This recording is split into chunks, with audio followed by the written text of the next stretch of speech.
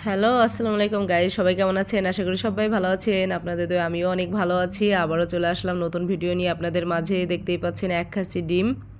এই ডিমগুলো আমি একা খাবো না, পরিবারের সবাইকে নিয়ে খাবো। রান্না করব, সেদ্ধ করে খাবো। এক এক সময় এক এক আইটেম করব ডিম দিয়ে। এই যে দেখুন, অলরেডি ডিম সেদ্ধ করা হয়ে গেছে। এখন এই ডিমগুলো আমি, এখানে কয়টা ডিম আছে? 6টা ডিম আছে। এই 6টা ডিম আমি ডাল দিয়ে ভুনা ভুনা করব। এই যে দেখুন, ডালটা অলরেডি ফুটাতে দিয়েছি, সেদ্ধ করতে দিয়েছি ডাল। এটা হচ্ছে বুটের ডাল। এই বুটের ডাল দিয়ে আপনারা ডিম ভুনা কিভাবে করবেন আমি জাস্ট একটু দেখাবো। একটু ফলো মি প্লিজ। এই যে দেখুন, পেঁয়াজ ভুনা করছি। পেঁয়াজটা লাল লাল ভাজা ভাজা করব। তারপরে মশলাগুলো বেটে নিয়েছি আগেই, এই যে দেখতেই পাচ্ছেন। মশলাগুলো দিব। আর এর পাশে আছে মাংস, কেটে নিয়েছি, ধুয়ে রেখে দিয়েছি। এই ডিম ভুনার পর ডিমটা রান্না করা কমপ্লিট হলে মাংসটা রান্না করব। আরও অনেক আইটেম রান্না করব, আপনাদের সাথে আজকে সব কিছু শেয়ার করব। আমি কি কি রান্না করতে পারি, কি কি রান্না করব, এগুলো আর কি।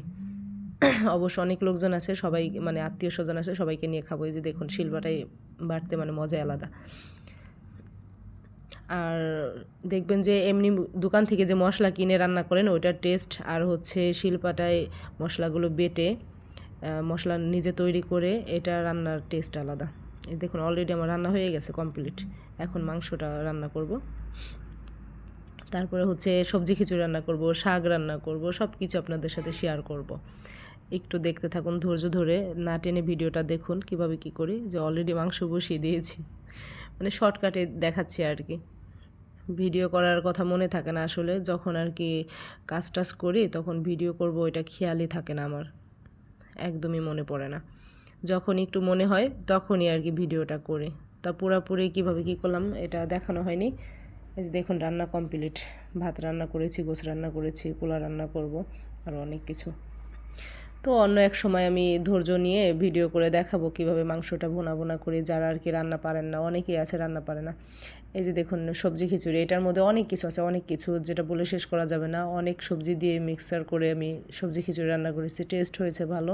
আর এটা খাওয়া কিন্তু শরীরের পক্ষে অনেক উপকার, স্বাস্থ্যের জন্য ভালো, অনেক উপকার। সবাই এটা টেস্ট করবেন। সবজি খিচুড়িটা সবাই বাড়িতে টেস্ট করবেন রান্না করে, ভালো লাগবে। অনেকে আছে যারা রান্না পারেন না, তাদের জন্য ভিডিওগুলো। তারপরে আমি রান্নাটা ভালোভাবে প্রথম থেকে দেখাতে পারিনি, আমি নেক্সট ভিডিওতে চেষ্টা করব প্রথম থেকে শেষ পর্যন্ত রান্না সব ভিডিও তুলে ধরার জন্য। কারণ যারা যারা রান্না পারেন না তাদের জন্য উপকার হবে, অনেক শিখতে পারবে অনেক কিছু। এই যে দেখুন, আমি খিচুড়ির মধ্যে দিয়েছি লাউয়ের পাতা, তারপরে দিয়েছি গাজর, আরও আছে অনেক কিছু, অনেক সবজি, ফুলকপি, বাঁধাকপি, আলু, তারপর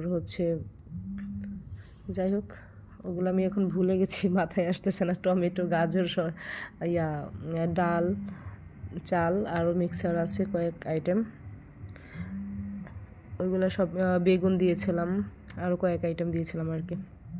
এটা কি বলুন তো? এটা দুধ চিতই, মানে ভিজানি পিঠা আমরা বলি, আমাদের এলাকায় ভিজানি পিঠা বলে।